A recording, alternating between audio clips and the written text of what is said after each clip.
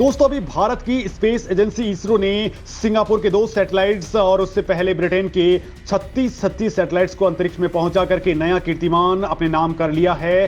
भारत ने commercial satellite की launching की और अपना रुख तेज कर दिया है। इसरो की यह सफलता कुछ ऐसी है कि अमेरिका, चीन, जापान सहित के देशों के पसीने छुड़ा रही है, क्योंकि पूरी दुनिया में सिर्फ इसरो ही ऐसी स्पेस एजेंसी है जो न केवल दुनिया की सबसे ज्यादा भरोसेमंद स्पेस एजेंसी है, बल्कि सबसे सस्ते सैटेलाइट लॉन्च करने में माहिर है।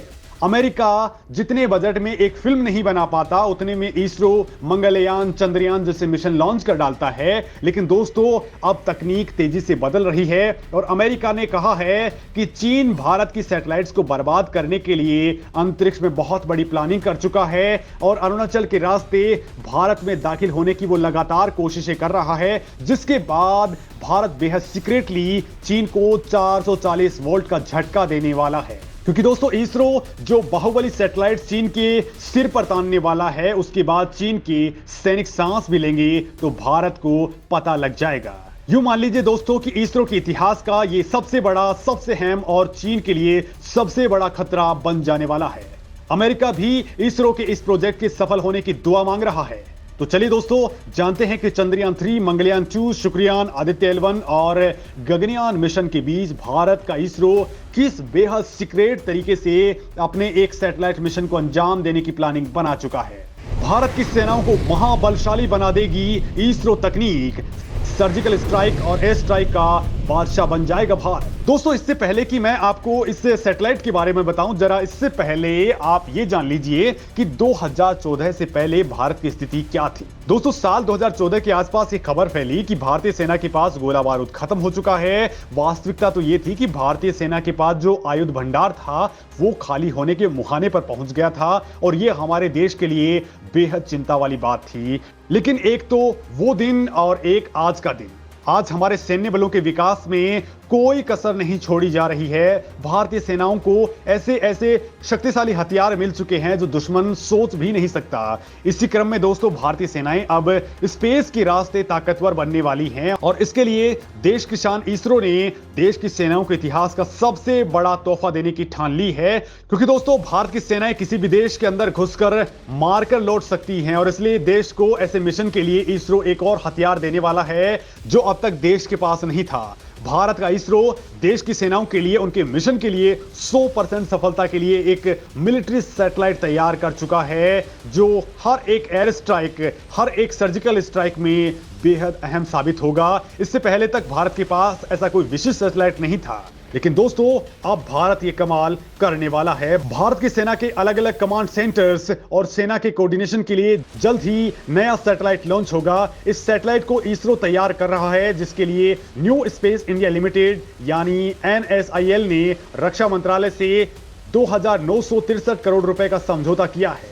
रक्षा मंत्रालय या NSIL की ओर से इस सैटेलाइट का कोई भी नाम डिक्लेयर नहीं किया गया है, लेकिन माना यह जा रहा है कि यह सैटेलाइट GSAT-7B हो सकता है। ये एक मिलिट्री सैटेलाइट है। ये करीब 5 टन वजन का उपग्रह होगा। इसे इसरो देश में ही विकसित कर रहा है। ये भारत का सबसे भारी सैटेलाइट होने वाला है। असल में GSAT-7B एक एडवांस कम्युनिकेशन सैटेलाइट होगा जो भारतीय स्थल सेना को किसी भी मिशन की सटीक इंफॉर्मेशन दे देगा। खुफिया संचार में ये भारत की मदद करेगा, साथ ही दुश्मन के हथियारों, बालाकोट जैसी एयर स्ट्राइक या सर्जिकल स्ट्राइक जैसे मिशन को पूरा करने में मदद करेगा। ये एक जियो स्टेशनरी सैटेलाइट होगा। इसे रियल टाइम इमेजनरी भारत ले पाएगा। साथ ही दोस्तों इलेक्ट्रॉनिक इंटेलिजेंस के जरिए सर्विलांस करना बेहद आसान हो जाएगा। दोस्तों चीन पहले से ही इस बात को लेकर के डरा पड़ा है कि इसरो ऐसी सैटेलाइट भारतीय सेना को ना दे दे, लेकिन चीन का यह डर सही निकल रहा है और इसरो इसकी तैयारी वास्तव में काफी पहले से ही कर चुका है। दोस्तों भारत के पास वैसे कई तरह की मिलिट्री सैटेलाइट्स हैं, लेकिन इनमें से नई सीरीज है GSAT। इसे आमतौर पर कम्युनिकेशन सैटेलाइट ही बोला जाता है, लेकिन ये सैटेलाइट्स कई बैंड्स पर काम करने वाले होते हैं। संचार उपग्रहों की सूची में इनको रखा जाता है जो कई बैंड्स पर काम करते हैं। इनमें से कितने बैंड्स का इस्तेमाल सेना करेगी इसका खुलासा भी नहीं किया गया है। असल में दोस्तों ये सैटेलाइट भारत के सीक्रेट मिशन का हिस्सा है। इसरो ने कई बैंड्स वाले मिलिट्री संचार satellites, multi band military communication satellites बनाए हैं। इन्हें जी-सैट नाम दिया गया है। इनमें यूएचएफ, सी बैंड और केयू बैंड के ट्रांसपोंडर्स लगे हैं जो अलग अलग फ्रीक्वेंसी पर तरंगे भेजते हैं ताकि सुरक्षित कम्युनिकेशन हो सके, बातचीत को कोई सुन भी ना सके। मतलब दोस्तों, किसी भी सैन्य ऑपरेशंस की जानकारी दुश्मन को बिल्कुल भी नहीं लग पाएगी, क्योंकि दोस्तों किसी भी सैन्य मिशन की सफलता उसकी सीक्रेसी में होती है। बड़ी बात तो यह है कि दोस्तों कि सैन्य उपग्रहों के बारे में ना तो सरकार बताती है और ना ही इसरो और ना ही कोई दूसरी वैज्ञानिक संस्था। ये एक सीक्रेट होता है। माना जाता है कि देश के पास फिलहाल 10 जी-सैट सैटेलाइट हैं जो अभी अंतरिक्ष में काम कर रहे हैं। इनमें 168 ट्रांसपोंडर्स लगे हैं, जिनमें से 95 ट्रांसपोंडर सी, एक्सटेंडेड सी और केयू बैंड्स के हैं, यानी टेलीफोन संचार, टीवी ब्रॉडकास्टिंग, मौसम पूर्वानुमान, आपदा पर अलर्ट, खोज और राहत कार्य में मदद का काम इनके जरिए किया जाता है। इसके अलावा भारत के पास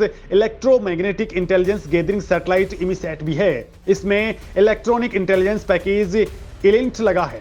इसे कौटिल्य नाम दिया गया है। ये पूरे देश में इलेक्ट्रॉनिक सर्विलांस करता है। ये भारत के ऊपर एक ध्रुव से दूसरे ध्रुव की तरफ चक्कर लगाता है। इसके अलावा दोस्तों भारत के पास आरआईसैट BR-1 synthetic aperture radar imaging satellite है। 19 दिसंबर 2018 में श्रीहरिकोटा से लॉन्च मिलिट्री सैटेलाइट जी-सैट-7A को एंग्री बर्ड बुलाया जाता है। ये सैटेलाइट सैन्य संचार के लिए है। दोस्तों, ये सैटेलाइट मिलिट्री कम्युनिकेशन के लिए है।